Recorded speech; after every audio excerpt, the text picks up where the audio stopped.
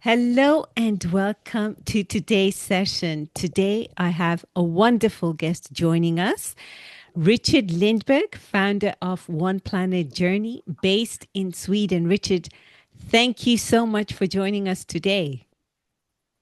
Thank you so much for having me. I'm very excited about this. And there is a special connection why I'm excited. We'll hear about that soon enough. Richard, you have such a fascinating story. When we were speaking the other day, I was like, wow. And also how you founded One Planet Journey. Tell us about it. Yeah, I mean, the founding part, I've always been an entrepreneur since university days when I studied business. I've been in the tech sector. That's my first business was actually in the tech sector.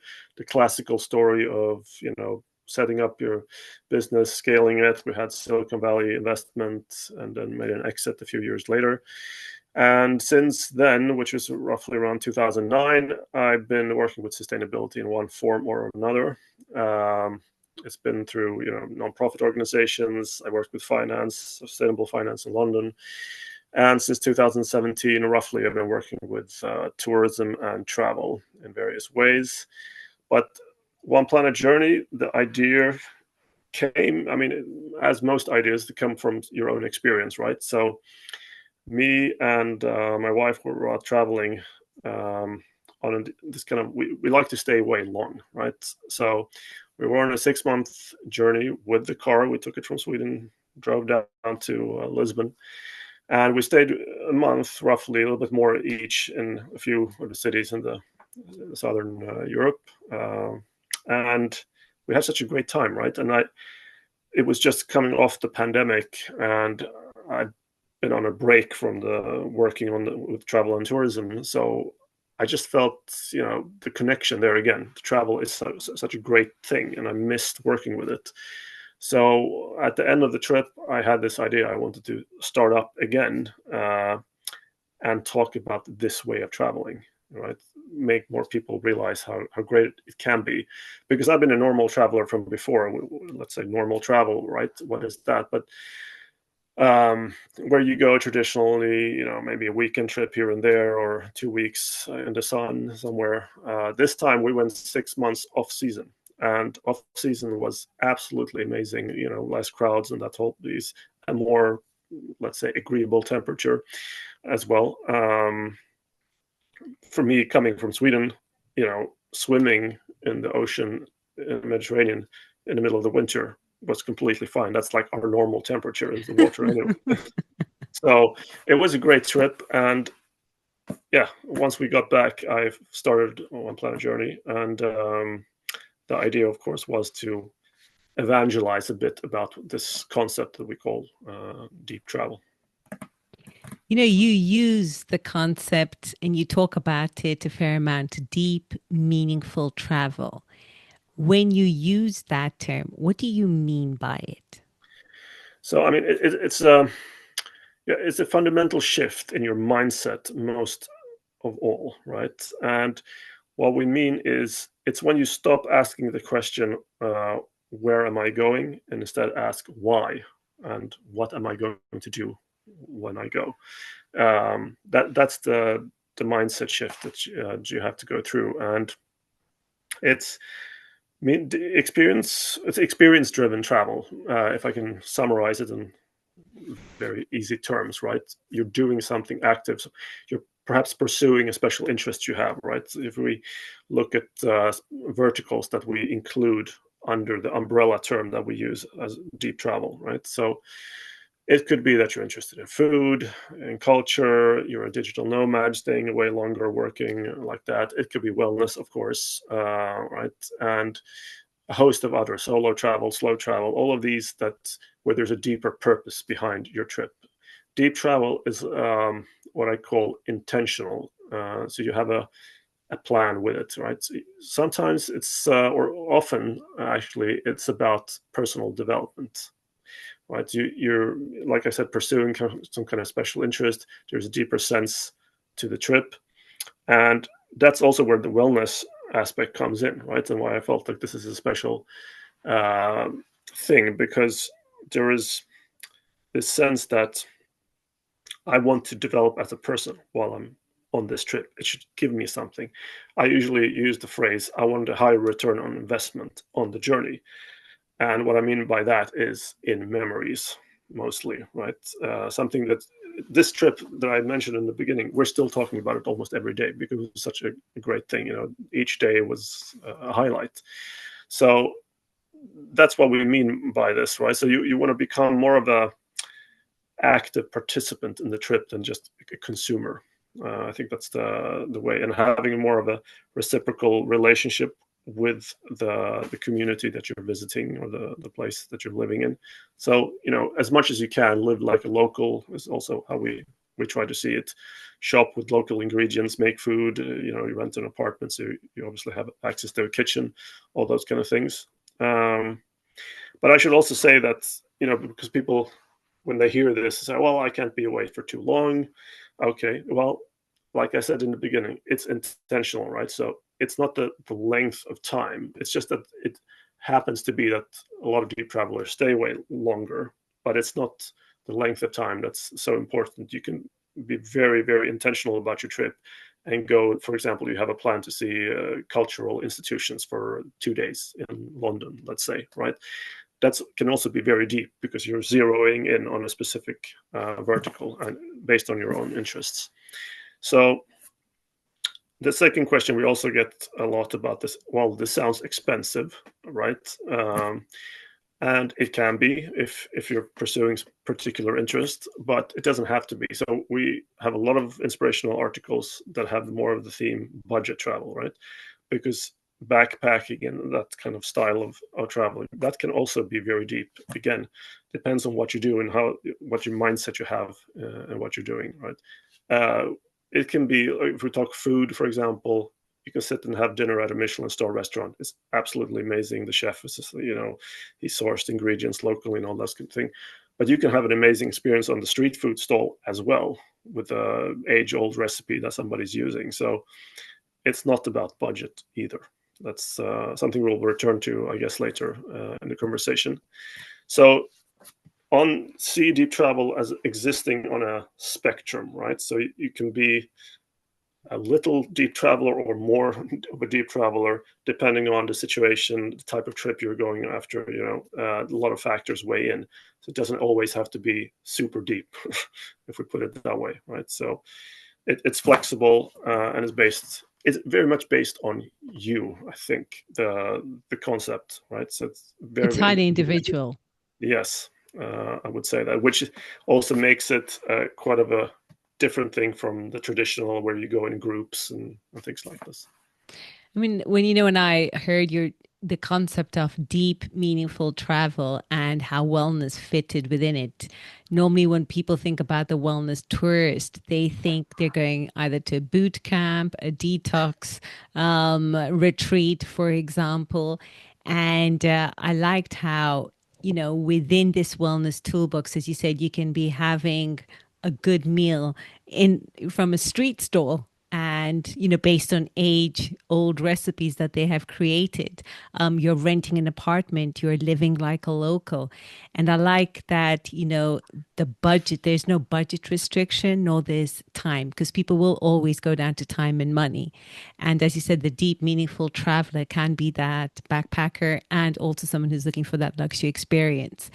And within this deep and meaningful travel, I also remember this interview I spoke with a Dr. Valentina Clerc, where she's talking about the two types of well-being: the more hedonic, which you call the traditional way of wow, that experience.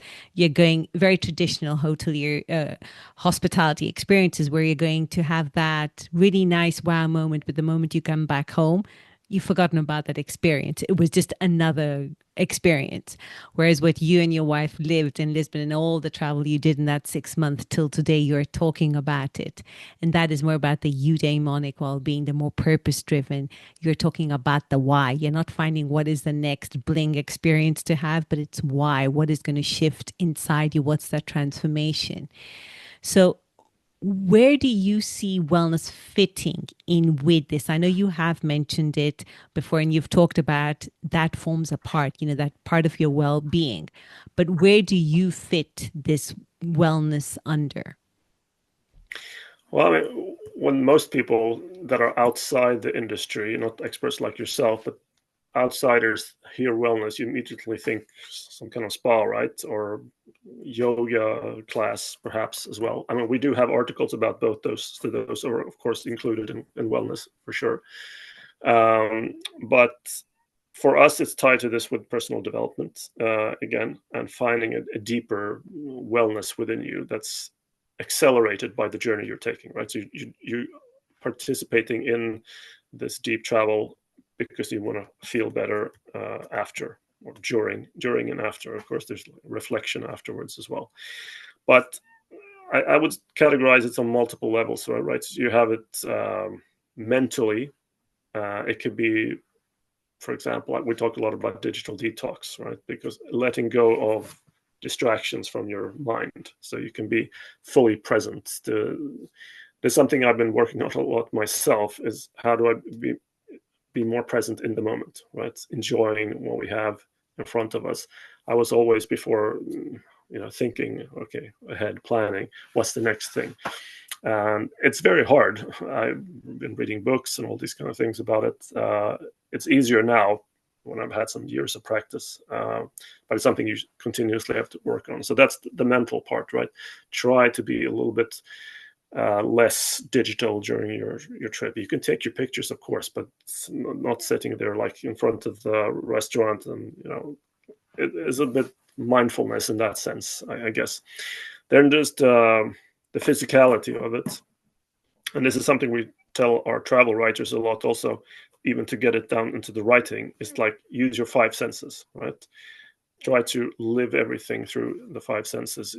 That's part of how you get the memories to last longer as well, because when you add smell and sounds and things to the mix, they stay with you longer than you just, oh, look, the Eiffel Tower, click, you move on, right? It's not the same thing. So five senses, that's the physicality. And then third level, spiritually, right? And that's doesn't have to do with religion specifically. It can be for some people. We have articles about people going to temples and that whole thing. You can do the Camino, for example, relevant in Spain, right? But it's forming a true connection to the place that you're in, the people that are there, the culture, the community, and that's can happen easier, of course, if you're staying longer, right? So that's that spectrum I was talking about before, about how much of a deep experience you're looking for, but that usually comes with time. But yeah, so put together these three levels makes it a more profound experience when you're out traveling in this way. It's just being mindful of it, right? Thinking about these things and not just going along without any It's the consideration. intentionality of it. And so we've established, so this deep traveler, it's not budget and it's not about time either. So who is this deep traveler? If you were to define them or you draw them, who are they and what makes them tick? Yeah, so the first thing, I mean, because usually when people talk about target markets, and especially in travel, you have some kind of age group. Oh, is it Gen X? Is it this? Is that? We don't deal with age. We don't deal with, as we've talked about before, with money, right? So those are the two big things that people immediately want to rank people on. We don't, which makes it a bit more complex, but at the same time more valuable if you can actually get these people to register what you're doing. And so, who are they? Well, I've hinted a little bit about it before, about talking about the verticals that we have, right? So people that are very passionate about specific interests, verticals.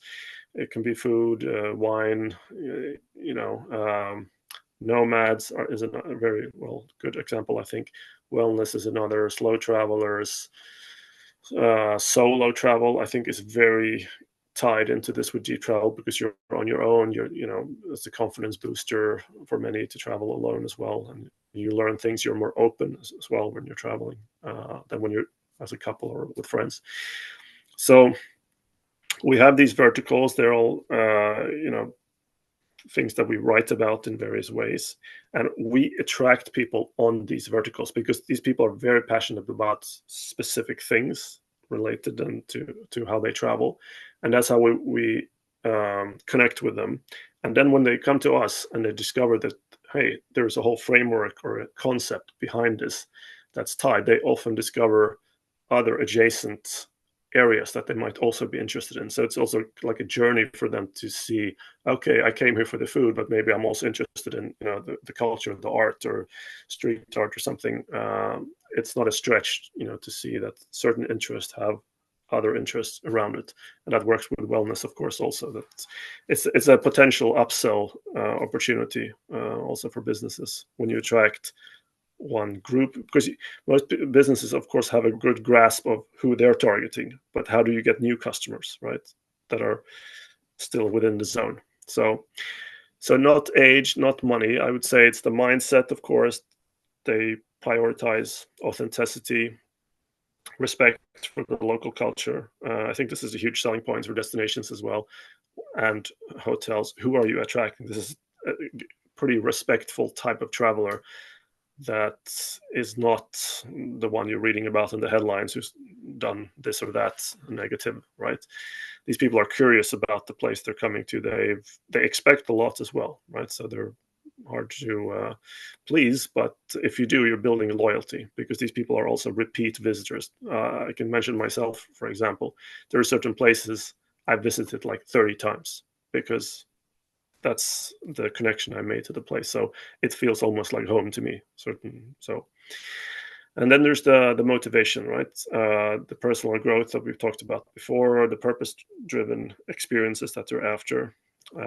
So behavior, we talked also a little bit about the longer type of trips. Immersive experiences are really hot as well. So that's something you can attract them on.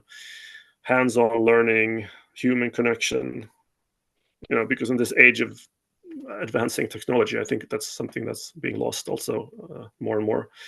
But I think it's going to make, you know, much more of a unique selling point going forward, that there's actually people here that are invested in you and your well-being. So this don't deep hide. travel.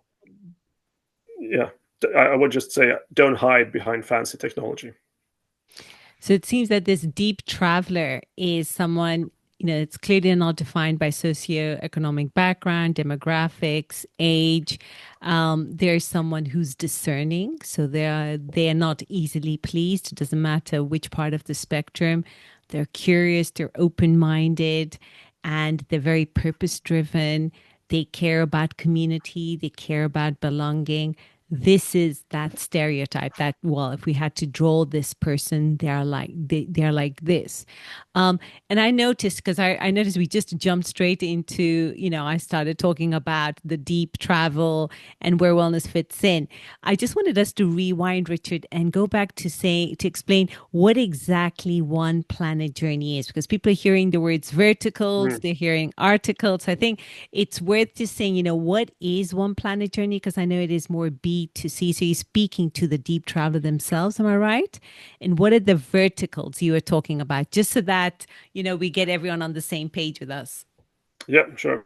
So One Planet Journey is an online platform, a digital platform, where our flagship product at the moment is our digital magazine, right? So it's inspirational, positive articles from around the world that obviously deal with deep travel, right? From any part you can imagine. And when I talked about verticals, I mean that the subject areas that we cover, right? So there is digital nomadism, there's wellness travel, there's luxury travel, sustainability, food, culture, nature, a few others.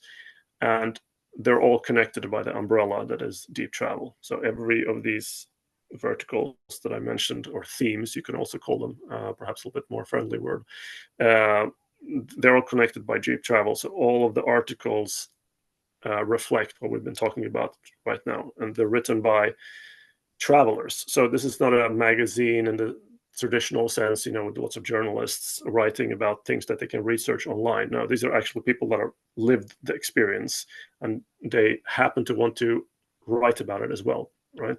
Which I But think is fascinating. I mean, this is travel truly first. unique. Yeah. Travel first and write about it. We guide them, you know, how to to make it more readable in a sense. A lot of people are very good at writing anyway, so it's not much of a hassle, but we want to make it, of course, visible online also. But so it's an online magazine in that sense, B2C, but we are connecting the B2B angle quite soon as well. So how we can help businesses attract this type of traveler, very elusive, very valuable. I mean, if you think about it, they're high spending a lot of the time, staying longer, they're experience driven. So there's a lot of interesting avenues here. Which takes me to the next question. I mean, this deep travel, I mean, just the way you have set up the magazine, you're getting the actual traveler to share their experience. And not only on an Instagram post or a social media post, you're getting them to write an article on their experience across different multiple verticals that all go under the umbrella of deep travel. Now, these are people that landowners, for example, I work with who want to create something meaningful. So they want to create that boutique property and they want to give back to the community. They want to build according to the land. They want to leave something for future generations, their legacy. So it's deeply meaningful to them. It seems that the deep traveler is their ideal person. They're exactly who they want. That more discerning person who wants to spend more, stay more, who's curious, who wants to learn more. What advice would you give these landowners in order to attract more of this deep traveler? Because you are very close and intimate with them. You know this deep traveler. I mean, the first thing I would say is don't sell so much product, sell more transformation. That's what they're after. Also, I would not be, when you think about marketing and stuff like this, it's like shouting, who shouts loudest, right? And that's not something that's, I think personally, that's off-putting myself. So I would look in the other way. So don't shout loud, shout or say things with meaning, right? And because they're discerning, as we talked about before, they can also see through, sorry, the language here, BS, right? So be sure to back up everything you can say because they will know. Again, if you think about it, right, they're there because they're really interested in, let's say, a specific area of wellness, right? That they've researched it, they've chosen a few places to go to maybe, and or maybe it's just one, right? So they know a lot about the subject, so they're going to scrutinize your offer quite intensely. So be sure to back everything up, be tasteful in how you present it. And I mean, I would say there's also what you have to promote the immersiveness of it. People want something like, really live through an experience. It has to be unique, of course, because again, these people are looking for something that's not standard. They're not standard travelers. So be sure to have something like that. And in terms of the language and your marketing, editorial storytelling is really a good type of communication style here. It's educational and inspirational at the same time, right? Not boring, but informative. And again, here with authenticity, use details, I would say as well, right? Again, go deep, even here in the communication, go deep. And yeah, what else could I should say? Yeah, the niche passions here that are guiding people's choices. So be very specific and lean into these special interests. So you have to know lots about your customers, right? So use the data that you have to tailor as much as you can. So, for example, when people say wellness, okay, great, we covered this. Is it spa? No. Is it digital detox? Is it forest bathing? Go really much deeper into this and partition the offerings so you can, because people are very smart about how they search nowadays as well, right? Especially with AI, you can get very, very specific. So you have to compartmentalize a lot. And I would say also highlight the place itself, the culture, and how your offerings are tied into the place itself. Draw on that a lot because that's part of the reason why they're there, right? And can you give an example of what that could look like? So landowners who don't necessarily come from that hospitality background, or maybe they do, just tying that in together. What could that look like? We have a lot of articles on the subjects of festivals and like seasonal rituals or something like that. That's like a fascinating thing to tie into, a local culture. You're getting something really unique. It could be something small. It doesn't need to be like a samba in Rio de Janeiro, but a smaller thing that could be, yeah, very ritualistic. Or there's like we had one article about a fire festival in the Shetland Islands, way off the Scottish coast, for example. It seemed like a very cool and fantastic thing, right? So there, and you obviously pick things that are wellness related, but yeah, seasonal, locally occurring things like that, I think is great to tie into. Or there was an article we had about ancestral healing, for example, Mm. um, which of course is then very much tied into to the local DNA in that sense, and what makes that's it goes back to what I was saying about using the place you have, especially to promote your offerings so they're a bit more unique. I mean, Richard, you already given such a wealth of, insights on how landowners can cater to this deep traveler, how they can reach out to them. Is there anything else you want to add? I would say, when you think about these kind of activities as well, something that I personally value is don't pack the itinerary or the plan or whatever you have for the guest like that is nonstop. Put in a lot of pauses, time for reflection, and things like that, so it's more breathable. I think that's something that's very valued by this type of traveler. Um, and again, to emphasize this point heavily, the human connection.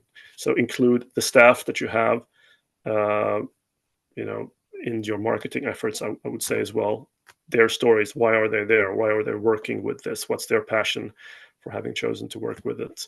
Founder stories, the landowners themselves, maybe the boutique owners, the ones that started it. I want to hear what's the reason they set up this. And we actually do interviews with founders and chefs and, yeah, wellness profiles as well, to really get at this point. And that's a little bit of the B2B angle we're working on towards, to find out that these personal motivations. I think they're personally very good sell points that can attract people to choose your place over another, right? Because the story resonates somehow. Yeah, it's that kind of point of connection. That's what brings it meaning. And we always want to travel to places that resonate with us, that share. There is some Yeah. form of, you're sharing values to a certain extent. Um, and is there anything else you'd like to add while we wrap up? Yeah, I mean, um, what's where I okay. I mean, if you want to find out more about deep travel and the work we do, I would say connect with me on LinkedIn. I think that's the easiest way. I publish content every day almost about these subjects. It's a great way to understand what's happening in the industry as well. I'm happy to take on any dialogue from there. So, yeah, I'm Yeah, I mean, you happy. definitely, I highly recommend it. Someone who hangs out so much on LinkedIn myself, I find Richard's content very refreshing. And I also love how, you look at it from the lens of the traveler. And I also love how you're bringing in also this advice for the industry. How can we reach out more to this traveler? And yes, thank you so much, Richard. It was such a pleasure having you join me and talking about deep travel, who this deep traveler is, because this is precisely what I think most boutique hoteliers or any hotelier would love to target this traveler for multiple reasons. Not only that they stay longer and they spend more, it's also they're curious, they genuinely want to be part of the community, they want to be part of that experience, they want to belong. And as you said, they're more loyal, they might be more discerning, but if you manage to cater to their needs, they're also a client for life. Exactly. I think that's a super point to end on. Excellent. Thank you so much, Richard. Thank you. Thanks for having me. My pleasure.